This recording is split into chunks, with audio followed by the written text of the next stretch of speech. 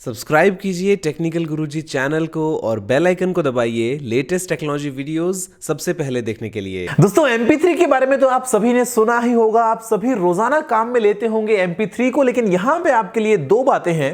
पहली बात तो ये कि अब MP3 नहीं रहा। दूसरी बात ये कि आपके उनमें जो बहुत सारे सवाल हैं MP3 को लेके कि आखिर MP3 होता क्या है, क्यों काम में लिया जाता है, क्या इसके फायदे हैं, या फिर इन जनरल MP3 में 128 kbps का मतलब क्या होता है, 192 kbps का मतलब क्या होता है, 320 kbps का मतलब क्या होता है। आज मैं आपसे इस वीडियो में इन्हीं सब के बारे में बात करने वाला हूं। नमस्कार दोस्तों, मेरा नाम है गौरव, आप देख रहे हैं टेक्निकल गुरुजी। चलिए शुरू करते हैं।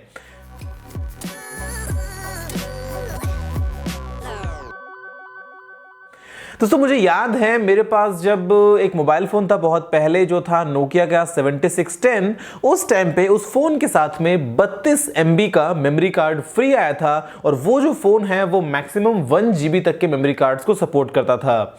जब मैंने उसके लिए 1 GB का एक मेमोरी कार्ड लिया तो उस टाइम पे दिमाग में आया कि 1 GB के कार्ड में हम क्या क्या डाल सकते हैं।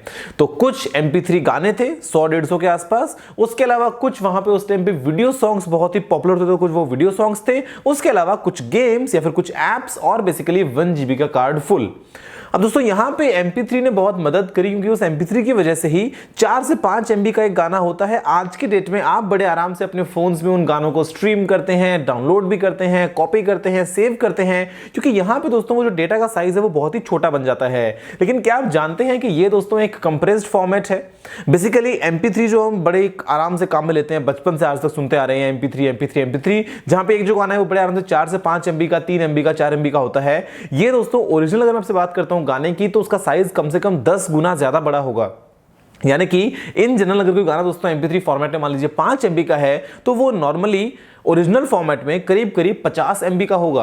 अब आप खुद सोच के देखो कि यार 50 MB का अगर एक गाना होगा, वो भी ऑडियो सॉन्ग, हम अगर उसको डाउनलोड भी करें तो भाई कितना टाइम लग जाएगा। और ये आज के इंटरनेट की बात नहीं है कि जियो 4G मुफ्त में चल रहा है। ये बात दोस्तों उस टाइम पे जब आपके पास में घर में शायद ठीक से इंटरनेट था भी नहीं, तो उस टाइम पे स्टोरेज, डिस्ट्रीब्यूशन वगैरह अगर आप डायरेक्टली करोगे तो कितना मुश्किल होगा। तो यहां पर हमें जरूरत थी एक ऐसे कंप्रेशन फॉर्मेट की जो बेसिकली डेटा का साइज कम कर दे, लेकिन जो उसकी क्वालिटी हो वो भी ज्यादा उसको कॉम्प्रोमाइज ना करे। तो यहां पे दोस्तों MP3 को डेवलप किया गया, और अगर मैं आपसे बात करता हूं MP3 की फुल फॉर्म की, तो ये है MPEG-1 की ऑडियो लेयर 3। तो बेसिकली MPEG का मतलब दोस्तों ये है कि मूविंग पिक्चर एक्सपर्ट्स ग्रुप। तो ये एक ऐसा ग्रुप है दोस्तों जो अलग अलग टाइप के फॉर्मेट्स को डेवलप करता है। तो MP3 डेवलप किया गया, और उस टाइम पे हुआ दोस्तों ये कि 3 मेन बातें ध्यान में रखी गई। सबसे पहली बात तो ये कि जो फ्रीक्वेंसीज हम इंसान सुन ही नहीं सकते उनको निकाल दो, उनको कट ऑफ कर दो, उनकी हमको जरूरत नहीं है, बेसिकली उस समय डेटा बच जाएगा।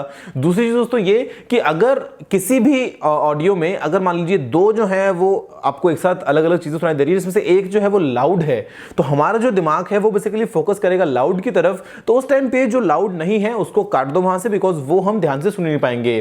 तीसरी बात दोस्तों ये कि जिन चीजों की तरफ हमारे दिमाग का सबसे ज्यादा ध्यान जाता है, या फिर जिन आवाजों की तरफ हम ह्यूमन सेंसिटिव हैं, उनको उसमें जरूर रखो, ताकि हमें यह ना लगे कि क्वालिटी कम हो गई है गाने की। हम जो है वो एक्सेप्टेबल तरीके से गाने सुने बड़े आराम से, लेकिन जो साइज हो वो बहुत ही कम हो। अब दोस्तों देखिए एक्चुअल में होता क्या है, अगर मैं आपसे बात करता हूं किसी CD क्वालिटी म्यूजिक की, तो यहां पे दोस्तों जो हम करते हैं सैंपलिंग रेट वो होती है 44.1 किलोहर्ट्ज की। अब इसका मतलब मालूम है क्या है?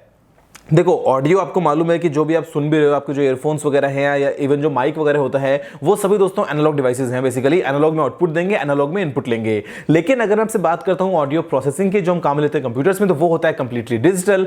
अब मान लीजिए कोई गाना जो है जब वो रिकॉर्ड किया जाता है, तो उस टाइम पे जो माइक लगा है वो तो एनालॉग सिग्नल्स ही ले रहा है सामने से, लेकिन बाद में उनको डिजिटल में कन्वर्ट करना है। तो ऐसे में हमको डिजिटल वैल्यूज दोस्तों उनके लिए निकालनी होंगी। तो ऐसे में हमको अलग अलग इंटरवल्स पे सैंपल्स जो है वो लेने पड़ेंगे कि जो ऑडियो की आपकी वेवफॉर्म बन रही है उसमें उनकी क्या क्या वैल्यूज चल रही हैं। अब दोस्तों यहां पे देखिए हमने जो सैंपलिंग रेट चूज करी है वो है 44.1 किलोहर्ट्ज की, बिकॉज आप सभी जानते हैं कि हम इंसान जो फ्रीक्वेंसीज की बात करते हैं वो होती है लिमिट 20 किलोहर्ट्ज तक। उसके ऊपर के दोस्तों यहां पे जब हम लो पास फिल्टर्स वगैरह काम में लेते हैं कुछ, तो उनका भी जो कट ऑफ रहता है, जो उनका एरर रहता है, अगर हम उनको कंबाइन कर लें तो बेसिकली बन जाता है 44.1 किलोहर्ट्ज। क्योंकि हमें दोस्तों जो एक साइकिल होती है वहां पे एक पॉजिटिव भी है एक नेगेटिव भी है, दोनों कैप्चर करना तो बेसिकली आपको डबल करना पड़ता है, तो बन जाता है 44.1 किलोहर्ट्ज। इसके बाद में आपने जो सैंपल लिया उसकी वैल्यू क्या है, अगर आप उसको प्रिसाइजली पता लगा पाओ तो आपके लिए बेहतर होगा उसको रिक्रिएट करना।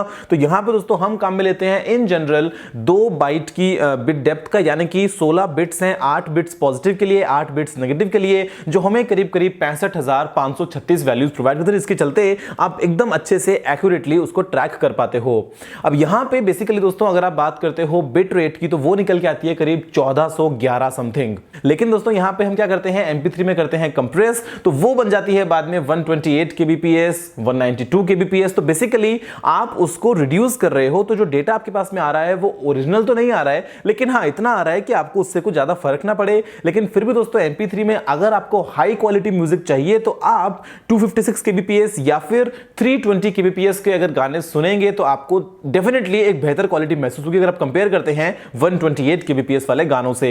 अब यहां पे दोस्तों पहले के जमाने में तो मुझे याद है कि मतलब हम कई बार MP3 को जब रिप करते थे तो उस टाइम पे 64 kbps के टाइम पे भी हम उसको रिप करते थे, बिकॉज हमको चाहिए था कि हम और ज्यादा गाने ठूस ले उसी छोटे से एक मेमोरी कार्ड में।